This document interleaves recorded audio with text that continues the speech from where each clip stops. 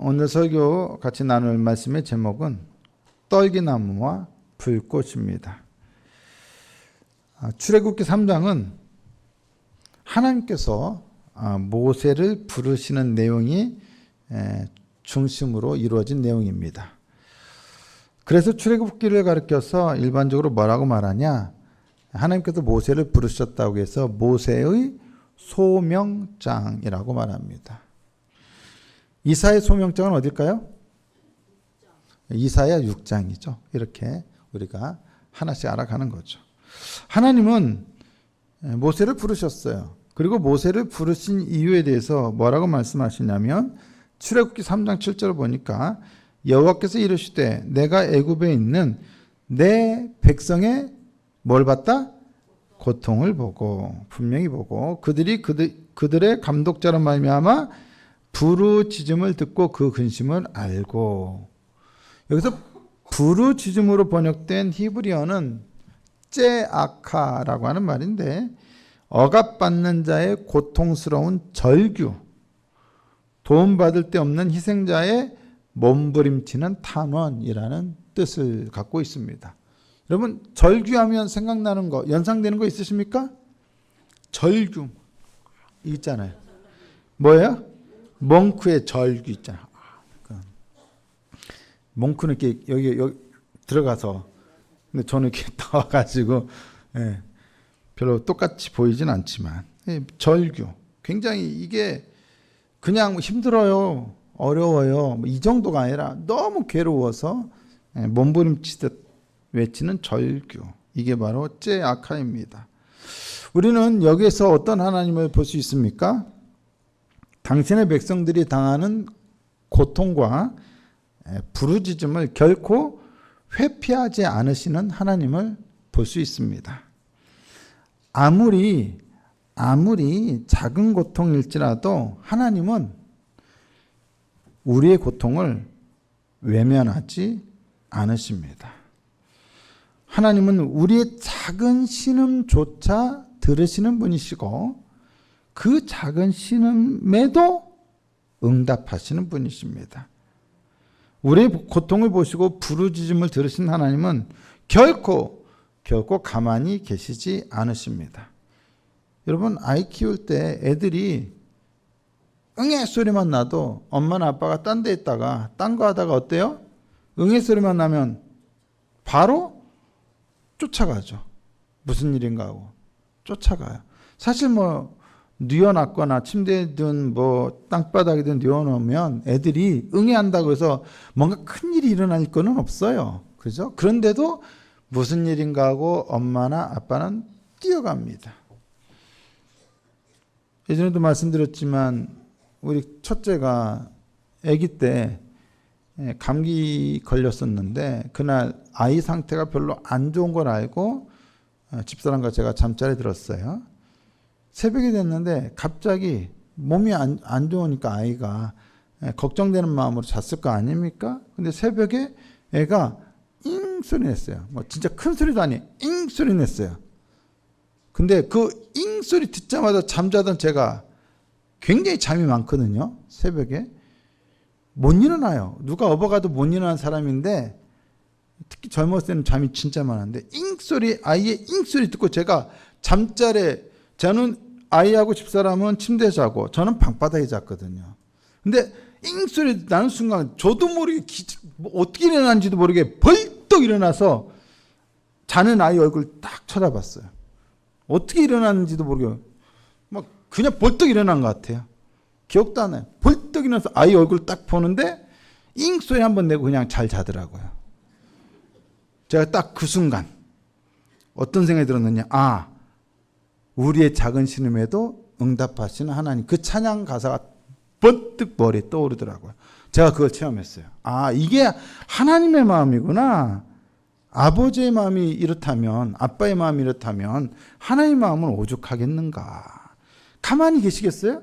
우리가 잉소리만 내도 하나님은 결코 가만히 계시지 않아요. 그래서 하나님은 고통받는 당신의 백성들을 위해서라면 반드시 행동하신다는 거예요. 어떻게 행동하시냐? 출애굽기 3장 8절에 보니까 뭐라고 되어 있습니까? 내가 내려가서 그들을 애굽인의 손에서 건져내고 어떻게 하신다고? 내가 내려간다는 거예요.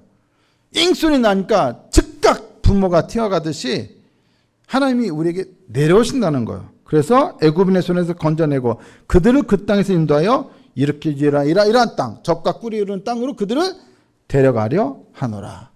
여기는 너무 고통의 땅이잖아요, 애굽은. 그래서 그들이 자유롭게 행복하게 살 수 있는 땅으로 그들을 데려가겠다는 거예요. 자유의 땅, 행복의 땅으로. 그런데 여러분, 하나님께서 내려가신대요. 행동하신대요. 움직이신대요. 근데 문제는 하나님께서 어디로 내려가시겠다고 한 곳이 어디예요? 어디로 내려가시겠다는 거예요? 그곳은 고통의 현장이에요. 억압의 현장이에요. 울부짖음과 부르짖음이 가득한 곳이에요. 피와 폭력과 죽음과 끔찍함과 잔인함과 가혹함이 가득한 곳입니다. 거룩하시고 존귀하신 분에게 어울리는 곳이 아닙니다. 하지만 하나님은 지지고 볶는 인간 현실과 무관한 멀리 떨어져서 관망하시는 초월자가 아닙니다. 우리의 삶이 토해내는 각가지의 이 고통스러운 현상들을 누구보다도 가까이 와서 보시고 들으실 뿐 아니라 그것들과 깊이 관계하시기 위해서 인간 삶의 복잡다단한 인간 삶의 한 복판으로 내려오시는 분이십니다. 여러분들이 기억하십시오. 고통 가운데 있다면, 여러분들이 어려운 가운데 있다면, 여러분들이 환난 가운데 있다면 그곳엔 반드시 누가 내려와 계시는 걸 믿어야 합니까? 하나님이 내려와 계시다는 걸 믿으십시오. 아멘이십니까? 아마도 하나님은 당신의 백성들이 고통당하고 있다면 어디 끝까지라도 내려가실까요? 네, 지옥 끝까지라도 내려가실 분이에요. 내 백성이 거기서 고통당한다면 어디까지도? 지옥까지라도 내려가실 분이에요. 인간의 현실은 언제나 고통이 함께합니다. 고통 없는 사람 단 한 사람도 없죠? 고통 없는 삶의 현장, 고통 없는 인생은 하나도 없습니다. 누구나 저마다의 삶의 문제와 어려움과 고통이 다 있습니다. 근데 여러분, 그런 고통을 당하는 인간들은 무엇을 합니까? 고통을 해결해 줄 신을 찾습니다. 그리고 그 신을 찾기 위해서 어떻게 합니까? 올라가려 합니다. 왜요? 신이 하늘에 있다고 믿으니까. 자꾸 올라가려 합니다. 하늘로 위로 올라가려고 합니다. 그래서 고통당하는 인간은 어떻게든 올라가려고 몸부림칩니다. 하지만 성경 속 우리 하나님은 어떻다고 말씀하십니까? 인간에게 올라와 도와줄게. 올라오기만 해. 내가 도와줄게. 그렇게 우리에게 올라오라 말씀하시는 것이 아니라 당신이 친히 고통당하는 인간에게 내려오신다는 거예요. 이게 바로 우리 성경 속 우리 하나님의 모습이라는 거예요. 아멘? 여러분들이 올라가서 찾는 게 아니라 여러분의 삶의 고통당한 현장에 우리 하나님께서 친히 내려오신다는 거예요. 그래서 기독교는 올라감이 종교가 아니라 뭡니까? 내려옴의 종교예요. 인간이 올라가기 위하여 상향 위로 올라가는 종교가 아니라 하나님의 하향 인간에게 내려오시는 종교예요. 하나님의 그러한 내려오심은 뭡니까? 사랑입니다. 긍휼입니다.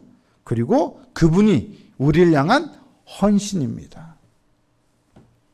인간의 상황은 인간이 하나님을 향해서 올라갔기 때문이 아니라 하나님께서 고통당하는 인간을 향해 내려오셨기 때문에 변화됩니다. 아멘이십니까? 그래서 이제 그들에게 내려오신 하나님 때문에 이스라엘에게 어떤 일이 일어나게 될까요? 출애굽기 3장 9절과 10절을 보니까 한번 같이 읽어보실까요? 시작. 이제 가라.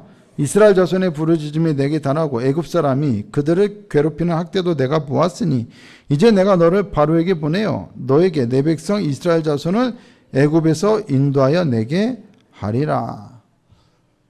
장차 이제 이스라엘 백성들에게 일어날 일은 무엇입니까? 하나님께서 모세를 통해서 이스라엘 백성들을 애굽에서 이집트에서 인도하여 내는 일입니다. 근데 여러분 누구를 통해서요? 모세를 통해서요. 근데 모세가 누구예요? 모세가 어떤 사람이에요?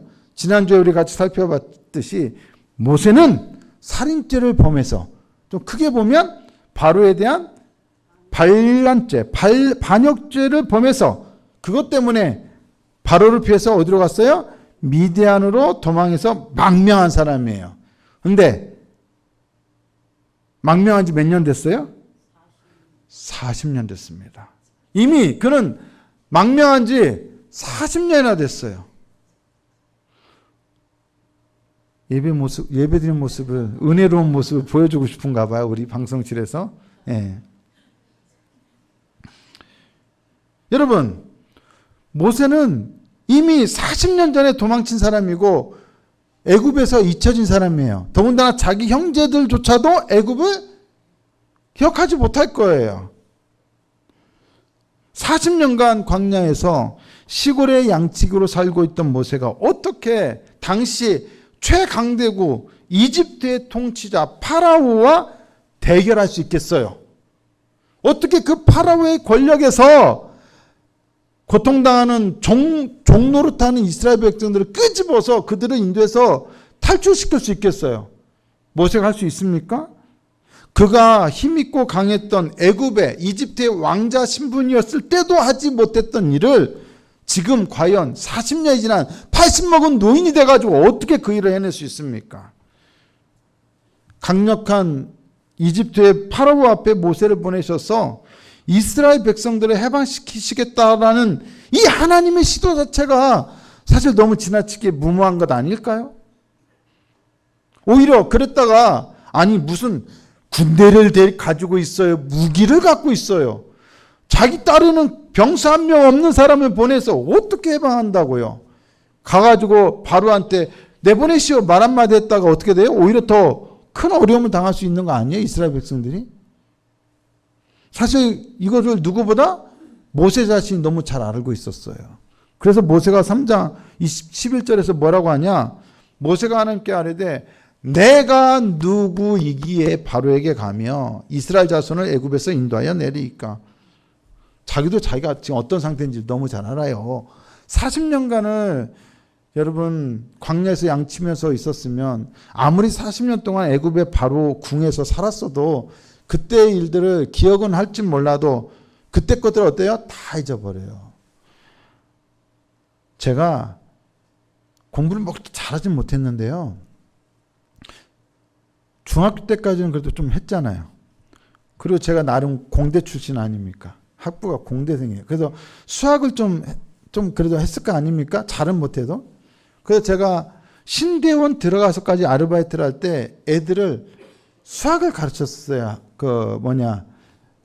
알바로 잠깐 했어요. 학습지 같은 걸 다니면서.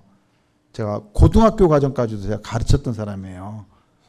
잘은 못해요, 근데 지금 제가 우리 집에 있는 중학교 3학년에서 이제 고등학교 1학년 올라가는 애에 중학교 시절에 수학을 가르쳤을까요? 못 가르쳤을까요? 네, 못 가르쳐요. 하나도 기억 안 나요. 저 공대 출신이고 중학교 수학을 잘했거든요. 막 과외도 하고 그랬거든요. 근데 신대원 다니고 그때 알바한 딱 그 끝으로 수학을 공부를 하나도 안 하니까 중학교 걸 보는데 머리가 핑핑 돌아요. 하나도 모르겠어요. 근데 다행히도 영어는 안 까먹어가지고, 왜냐 책을 계속 읽잖아요. 영어 책도 읽고 박사과정까지는 공부를 하니까 영어로 책을 많이 봐서 영어는 그래도 지금도 가르쳐달라면 가르쳐요. 그러니까 40년이라는 시간이 엄청나게 무서운 시간이에요. 엄청 긴 시간이에요. 언제 애굽에서 내가 왕자 신분이었는지 기억도 안 나는 시간이에요. 근데 그런 사람에게 가서 저기 애굽에서 이스라엘 백성 내 백성을 데리고 와서 저 가나안 땅으로 가라 하니 이게 가능한 일입니까? 본인 스스로가 이런 일을 감당할 사람이 아니란 걸 알아요. 내가 누구 이게 무슨 소리예요? 제가 어떻게 그 일을 해요? 그 얘기 아닙니까? 바로에게 대항할 용기도 없고 능력도 없어요. 모세에게는. 도대체 왜 하나님은 그런 모세를 보내시겠다는 거예요? 가라는 거예요. 그것은 우리가 불타는 떡이나무 가운데서 하나님께서 모세를 부르시는 대목에서 확인할 수가 있습니다. 모세는 장인 이드로의 양을 치다가 호렙산에 이르게 됩니다. 그런데 거기에서 한 이상한 장면을 목격하게 됩니다. 출애굽기 3장 2절이죠. 같이 한번 읽어보실까요? 시작. 여호와의 사자가 떨기나무 가운데로부터 나오는 불꽃 안에서 그에게 나타나시니라. 그가 보니 떨기나무에 불이 붙었으나 그 떨기나무가 사라지지 아니하는지라. 여러분, 이거 이상합니까? 안 이상합니까? 이상하죠? 정말 이상하죠? 남들이 이상하다 하니까 나도 이상하다 그런 거 아니죠? 왜 이상해요, 그러면? 불이 붙었는데, 나무에 불이 붙었는데 어떻게 해야 돼요? 타서 사라져야 돼요. 근데 지금 어떻게 하고 있어요? 사라지지 않고 있어요. 여러분, 떨기나무는 어떤 나무라고요? 굉장히 약한 나무예요. 수분이 부족하고 메마른 이 황량한 광야에서 자라기 때문에 결코 강하고 튼튼한 그런 식물이 아니에요. 더군다나 광야는 엄청나게 태양빛이 강렬하게 미치기 때문에 이 장렬하는 태양빛으로 인해서 한낮에 온도가 몇 도까지 올라간다고요? 50도까지 올라가요. 한낮에 뜨거운 열기로 50도까지 올라가요. 그런데 이 떨기나무는 너무 약한 나무다 보니까 이 뜨거운 열을 견뎌내지를 못해요. 견뎌내지 못해서 그 열에 어떻게 돼요? 불이 붙어요. 그래서 타요. 근데 여러분, 광야에서는 이 떨기나무가 이 뜨거운 열을 견디지 못해서 타는 일들이 비일비재 많아요. 모세는 40년 동안 광야에서 양을 쳤어요. 그런 광경을 몇 번 봤을까요? 많이 봤겠죠. 수도 없이 봤겠죠. 그러니까 광야에서 떨기나무에 불이 붙는 것은 전혀 이상한 일이 아니에요, 사실은. 근데 뭐가 이상한 일이에요? 사라지지 않는 게 이상한 거예요. 왜냐? 떨기나무에 불이 붙지만 너무 약하기 때문에 잠깐 불이 붙어도 확 타다가 어떻게 돼요? 재만 남기고 금세 사라지는 거예요. 여러분, 성경책의 종이 보세요. 이 종이 어때요? 굉장히 약하죠? 요거에 불 붙으면 어떻게 돼요? 금세 붙고 1초도 안 돼서 꺼져버려요. 그 정도로 약한 거예요, 이 종이가. 그런 것처럼 이 나무는 진짜 약해서 불이 붙더라도 잠깐 타다가 금세 사라져요. 계속 타는 게 아니라 반짝 타다가 재만 남기고 싹 사라지는 거예요. 근데 지금 어떻다고요? 안 사라진단 말이에요. 모세가 신기한 건 바로 그거예요. 분명히 떨기나무에 불이 붙으면 빨리 타다가 사라지는데 이거는 계속 타지도 않고 사라지지도 않고 있으니 이거 대체 어떤 일인가 하고 거기로 가는 거예요. 내가 이 큰 광경을 보리라고 그 불타는 떨기나무가 있는 곳으로 가는 거죠. 그러다가 거기에서 불타는 떨기나무 가운데서 자기를 부르시는 하나님을 만나게 된다는 거예요. 그러면 여러분, 왜 떨기나무였을까요? 그리고 떨기나무는 모세와 무슨 상관이 있는 걸까요? 불타는 떨기나무를 목격했던 곳은 다름 아닌 호렙산이었습니다. 그런데 이 호렙이란 말이 무슨 뜻을 갖고 있느냐 보시죠. 뭐라고 되어 있습니까? 시작. 황량한 곳, 불모지, 내버려진 땅입니다. 여러분, 지금 황량하다, 불모지다, 내버려진 땅이다. 꼭 누구 신세 같아요? 모세 신세 같아요. 영광스러웠던, 화려했던 애굽에서의 삶과는 전혀 다른 버려진 땅, 황량한 땅에서 아무도 없는 곳에서 혼자 외롭게 더럽고 냄새나는 양떼나 치고 있어요. 그것도 누구의 양떼? 자기 양떼도 아니고 장인의 양떼. 자기 것도 아니에요. 40년이 됐는데 자기 소유도 아니에요. 여러분, 그는 지금 어때요? 이 호렙이라고 하는 이 산의 이름처럼 아무것도 아닌 곳에 홀로 버려진 존재, 홀로 나그네로서 그곳에서 살아가는 존재, 텅 빈 마음으로 공허함과 무력감 속에서 살아가는 그런 존재였어요. 그게 호렙산의 의미예요. 모세의 지금의 현 처지와 너무 닮았잖아요. 네. 지금 눈 감고 호렙산을 가고 계신가요, 여러분? 일단 여기 있다가 나중에 가세요. 자, 여러분. 그런데 지금 그 사람들에게 버림받아서 광야 한복판에서 모세가 살면서 그곳에서 하나님을 만나고 있어요. 근데 무엇을 통해서 하나님을 만나고 있어요? 불타는 떨기나무를 통해서 하나님을 만나고 있어요. 떨기나무는 세상의 모든 나무 중에서도 가장 보잘것없는 나무에 해당한다고 말씀드릴 수 있습니다. 가장 연약한 나무입니다. 그런데 바로 그 떨기나무처럼 그렇게 연약한 존재가 모세 자신이었던 것이죠.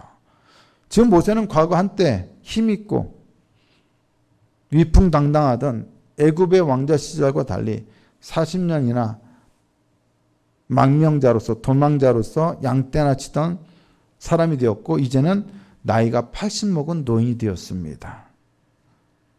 80 먹은 노인이 무엇을 할 수 있죠? 어떤 힘을 갖고 있죠? 가지고 있는 것도 없어요. 양떼도 내게 아니라 장인의 양떼예요. 할 수 있는 일은 또 뭐예요? 양떼나 치던 사람이 무엇을 할 수 있어요? 무엇을 꿈꿀 수 있어요? 그 나이에? 그는 떨기나무처럼 한없이 작고 연약한 존재입니다. 보잘것없는 존재입니다. 부족한 존재입니다. 이렇듯 호렙산과 떨기나무는 완벽하게 황량한 광야에서 장인의 양떼나 치던 80 먹은 노인 모세를 그대로 상징합니다. 하지만 그것이 전부가 아니죠. 호렙과 떨기나무는 모세뿐만 아니라 애굽의 억압과 학대 아래에서 그 긴 시간 동안 고통당하고 있던 연약한 이스라엘 백성들을 상징하기도 합니다. 그들은 강력한 이집트 제국과 파라오의 억압 아래에서 할 수 있는 일이 아무것도 없었습니다. 그들은 시키면 시키는 대로 해야만 하는 종이었습니다. 때리면 맞고 죽이면 죽어야 하는 노예였습니다. 사람 대접 받지 못합니다. 그런 그들의 마음은 어땠을까요? 호렙처럼 황량하고 텅 비었을 것입니다. 인간으로서 가져야 할 어떠한 소망도 어떠한 기대도 어떠한 비전도 없는 텅 빈 마음, 텅 빈 존재였습니다. 또한 한없이 약하디 약한 떨기나무처럼 거대하고 강력한 제국 이집트와 그 나라의 막강한 권력자 파라오 앞에서 아무것도 할 수 없는 작고 연약한 존재들이었습니다. 그들이 할 수 있는 일이라고는 뭐예요? 단지 압제자들이 밟으면 그저 꿈틀대는 것 외에는 그들이 할 수 있는 일이 없었어요. 그 정도로 그들은 약한 존재들이었습니다. 그런데 호렙산의 한 떨기나무 가운데 하나님의 불꽃이 임했습니다. 약하디 약한 떨기나무에 하나님의 불꽃이 임하자 어떤 일이 벌어졌습니까? 불에 타고 금방 사라져야 할 떨기나무가 사라지지 않고 있습니다. 매우 기이한 현상이 발생했습니다. 타지도 않고 사라지지도 않는 현상입니다. 매우 기이한 일입니다. 그런데 이러한 기이한 일이 발생할 수 있었던 것은 바로 떨기나무에 붙은 불꽃이 그 떨기나무가 사라지지 않도록 지켜 보호하고 있었기 때문입니다. 그 하나님의 불꽃은 떨기나무를 태워서 사라져 없어져 버리게 만든 것이 아니라 그 약하디 약한 떨기나무가 도리어 사라지지 않도록 보호해 주었습니다. 하나님의 불꽃이 임하면 떨기나무는 사라지지 않습니다. 하나님의 불꽃이 임하면 그 불꽃이 그 약한 떨기나무를 지켜 보호합니다. 그렇습니다. 약하고 보잘것없는 모세에게 하나님의 능력이 임하면 아무리 80살 먹은 노인이라 할지라도 모세는 결코 사라지지 않습니다. 인생의 허무함과 공허함으로 인해 텅 빈 심정 속에 살던 모세였지만 하나님의 능력이 그에게 임하자 애굽의 왕자 신분이었을 때도 못 해냈던 일을 이제 해낼 수 있도록 하나님께서 그를 부르고 계셨던 것입니다. 하나님의 능력이 임하자 메마르고 황량한 광야에서 양떼나 치던 모세를 애굽과 바로의 강력한 군대와 그 강력한 권력 앞에서도 사라지지 않도록 보호하고 지켜주었습니다. 마찬가지로 고통과 억압 아래 있던 이스라엘 백성들에게 모세를 통해 하나님께서 임하시자 그들은 모든 억압을 털어내고 강력한 제국이었던 애굽에서 탈출하여 해방될 수 있었습니다. 하나님의 불꽃은 어디에 임합니까? 하나님의 불꽃이 어디에 임했습니까? 약하디 약한 떨기나무에 임했습니다. 그리고 그 결과 누구도 상상하지 못한 놀라운 일이 모세와 이스라엘 백성들에게 이루어졌습니다. 이것이 바로 떨기나무와 같이 연약한 인생에게 하나님의 불꽃이 임할 때 일어나는 일입니다. 그리고 이것이 바로 고통당하는, 괴로움당하는, 부르짖는 당신의 백성들을 돌보시는 하나님의 방식이었습니다. 그래서 하나님께서는 이스라엘 백성들의 고통을 분명히 보시고 그들의 부르짖음을 듣고서 연약한 떨기나무 같았던 모세를 그들에게 보내셨습니다. 단지 아무것도 아닌 모세를 보내신 것이 아니라 사실은 떨기나무에 불꽃을 임하게 하셨듯이 하나님께서 모세를 통해 놀라운 능력으로 그들에게 함께 가셨던 것입니다. 모세라는 약한 떨기나무에 불꽃으로 임하셔서 떨기나무처럼 연약한 이스라엘 백성들에게 당신의 그 강력한 불꽃을 전염시키시고자 모세를 그들에게 보내신 것입니다.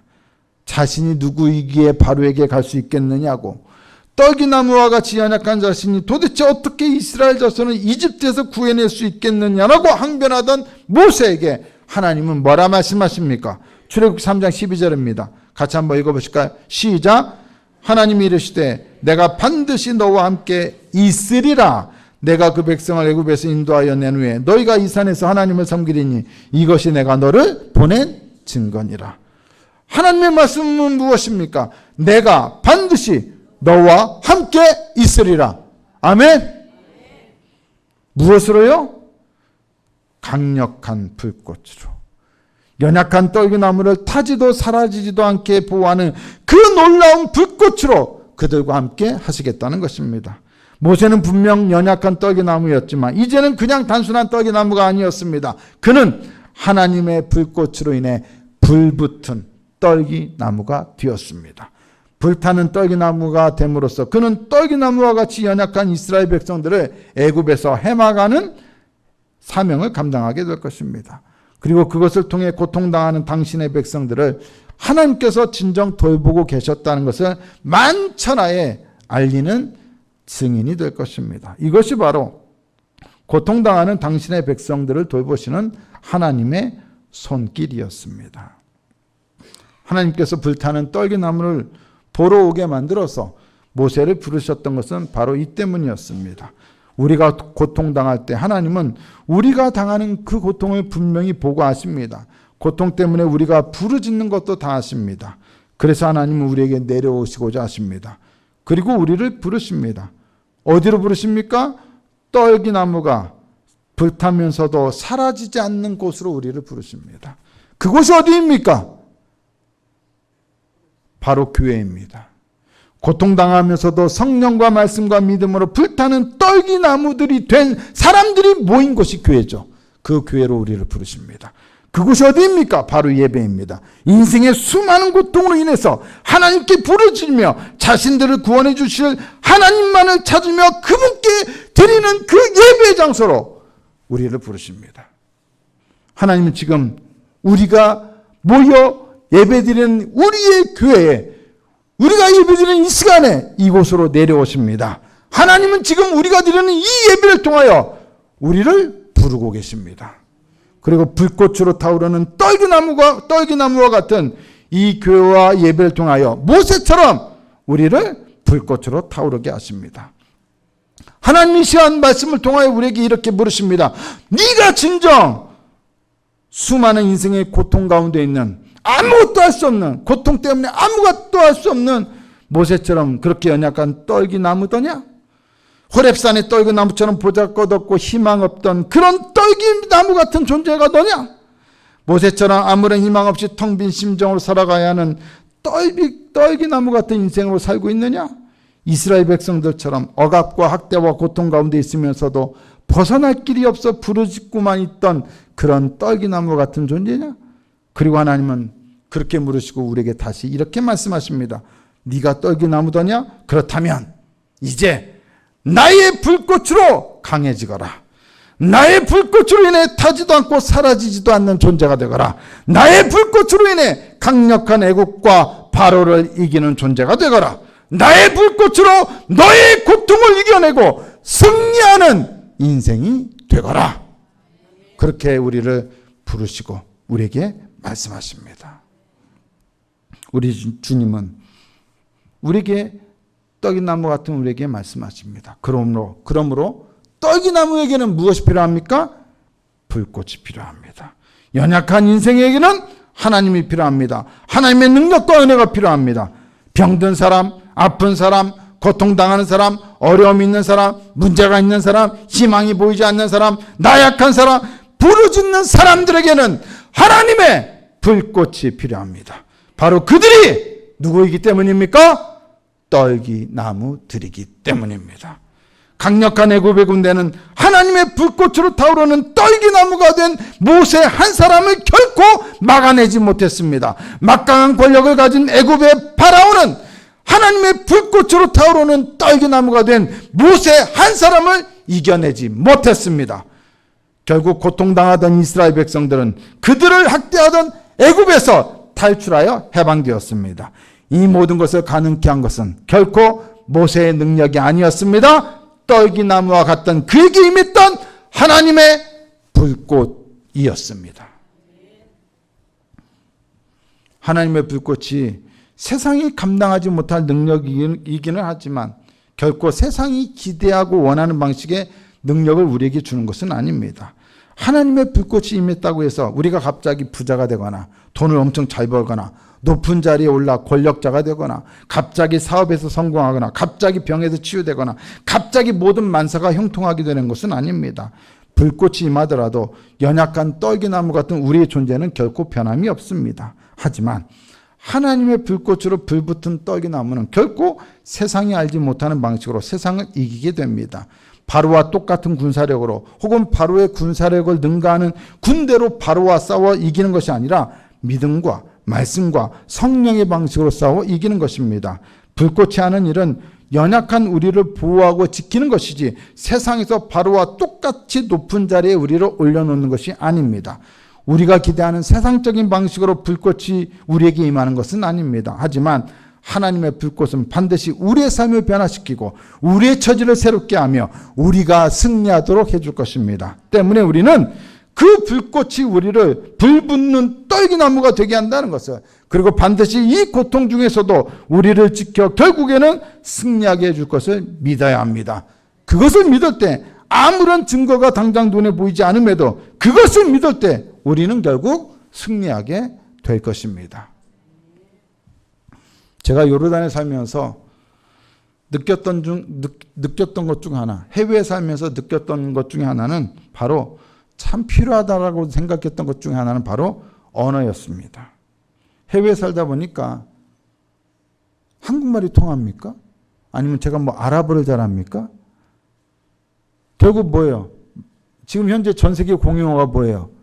영어 아닙니까? 어딜 가나 영어는 통해요. 아주 시골 같은 데 빼고는 웬만한 레스토랑 식당에 가도 종업원들이 다 영어로 주문하고 대화를 합니다. 웬만한 한국 사람들보다 영어를 훨씬 더 잘합니다. 종업원들이. 마트 가서 일하는 종업원들도 영어를 웬만큼 다 해요. 외국인들이 있으니까 어디나 그들은 영어를 해요. 그러다 보니까 영어를 잘해야 해외 생활도 편하고 또 사역도 할 수 있겠다, 이런 생각이 들어요. 이런 이유 때문인지 모르겠지만 요르단 한일열방교회에서 담임 목사로 청빙할 때 원래 청빙 조건 중에 하나가 있었는데 그게 바로 영어 가능자였어요. 요르단 한일열방교회 성도들의 반절은 주재원이었고 반절은 선교사들이었는데, 선교사들은 웬만하면 아랍어나 영어, 웬만하면 다 언어가 준비된 사람들이 잘해요. 그리고 주재원들은 어차피 그들이 해외에 나와서 영업을 하고 비즈니스를 해야 하기 때문에 주재원으로 온 집사님들 치고 영어를 못하는 사람 단 한 사람도 없어요. 주재원으로 올 수가 없거든요. 심지어 남편들만 잘하는 게 아니라 부인들도 해외에서 오래 생활을 해가지고 영어를 웬만큼 다 잘해요. 혼자 생활을 다 해야 하니까. 그리고 해외 생활 오래 하신 분들은 아주 영어가 아주 능통합니다. 그런데 그 교회 담임 목사 청빙인 저는 영어를 못했습니다. 그때도 마찬가지고 지금도 마찬가지입니다. 근데 제가 요르단 한일열방교회 담임 목사로 청빙이 되었어요. 어떻게 되었을까요? 어떻게 청빙했을까요? 속성으로 제가 청빙을 앞두고 학원 다니면서 엄청나게 노력했을까요? 갑자기 영어 방언을 받았을까요? 떨기나무인 그대로 저는 그대로예요. 영어 소통이 안 되는 사람, 떨기나무 그대로예요. 근데 제가 담임 목사로 청빙이 됐어요. 어떻게 했을까요? 청빙위원들이 원래는 영어 가능자로 청빙 조건을 걸었다가 청빙위원들끼리 논의를 했는데, 아니 목사님이 설교자라고 목회만 잘하면 되지 뭐 영어까지 잘하기를 바라냐, 영어 못하면 우리들이 도와주면 되지 않냐, 자기들끼리 그렇게 논의를 했대요. 그래서 그 조건 중에 그거를 없앴대요. 그리고 제가 그걸 모르고 지원을 했어요. 어차피 제가 지원할 때 그게 없었거든요. 만약 그게 있었으면 당연히 제가 지원했겠어요, 안 했겠어요?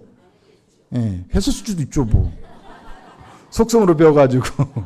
어쨌든 가능성은 약하죠. 근데 그거를 지어놓고 청빙 공고를 내가지고 제가 지원했어요. 뭔 얘기냐? 아무리 하나님 불꽃이 임한다고 해서 우리가 갑자기 슈퍼맨이 되는 게 아니에요. 영어 못하는 사람이 갑자기 잘하게 하는 방식이 아니라, 하나님이 그런 방식으로 일하는 게 아니라 오히려 사람들의 생각을 바꿔서 그 일을 하시더라는 거예요. 모세가 엄청난 군대력을 동원해서 애굽에서 바로와 싸워서 이스라엘 백성들을 끄집어낸 게 아니라, 하나님은 하나님의 방식으로 싸워서 그들을 이기기 위해서 이스라엘 백성들을 끄집어내는 거예요. 중요한 것은 하나님의 불꽃은 우리를 강하게 만드는 것이 아니라, 강하시고 능하신 하나님을 우리가 신뢰하게 하여, 아무리 고통 중에 있고 우리가 아무리 연약해도 하나님을 끝까지 신뢰하게 하여, 믿게 하여 우리의 고통 중에도 승리하게 만드시더라는 거예요. 그게 하나님의 일이더라는 거예요. 우리가 당장 불꽃이 임했다고 해서 우리가 병이 치유받고 우리가 당장 부자가 되고 하지 않아도 걱정하지 마세요. 하나님은 세상이 바라고 기대하는 방식으로 일하는 게 아니라 하나님의 방식으로 여러분 가운데 일하실 거예요. 그러니까 여러분, 당장 뭔가 변화가 없다 할지라도 실망하지 마세요. 여러분이 말씀에 불이 붙고 믿음에 불이 붙고 성령에 불이 붙으면 여러분은 결코 떨기나무처럼 그저 나약한 존재로 끝나지 않고 불타는 떨기나무가 되어 위대한 승리를 거두게 될 것입니다. 그것이 바로 하나님의 방식이며 하나님의 일하심이고, 그것이 우리들 가운데 일하시는 하나님의 뜻이며, 또한 하나님의 선하신 섭리예요. 손길인 것입니다. 우리는 그런 하나님을 믿습니다. 우리들은 떨기나무들입니다. 그러므로 우리가 해야 할 일은 뭡니까? 하나님의 불꽃으로 타오르는 겁니다. 말씀으로, 믿음으로, 성령으로, 기도로, 예배로 타오르는 여러분 되십시오. 내가 강한 존재가 되는 게 아니라 강하신 하나님을 신뢰하십시오. 그래야 여러분 모두가 연약한 가운데서도 고통 가운데서도 승리하고 하나님께 영광 돌리는 성도들과 또한 우리 한누리교회가 될 수 있기를 예수님의 이름으로 축복합니다. 우리 이 시간 같이 말씀을 기억하면서 찬양하고 우리 함께 하나님 앞에 같이 기도하겠습니다. 우리가 슬퍼할 이유도 많고 어려움을 겪기 때문에 아파할 일도 많습니다. 그것 때문에 두렵기도 합니다. 힘들기도 합니다. 하지만 오늘 하나님께서 내가 너와 함께 있으리라 하신 말씀처럼 항상 우리와 함께 하셔서 이 어려운 상황 속에서도 우리를 지켜주시고 승리케 해주실 것입니다. 그런 하나님이신 걸 믿고 우리 같이 찬양하고 같이 기도하기를 원합니다.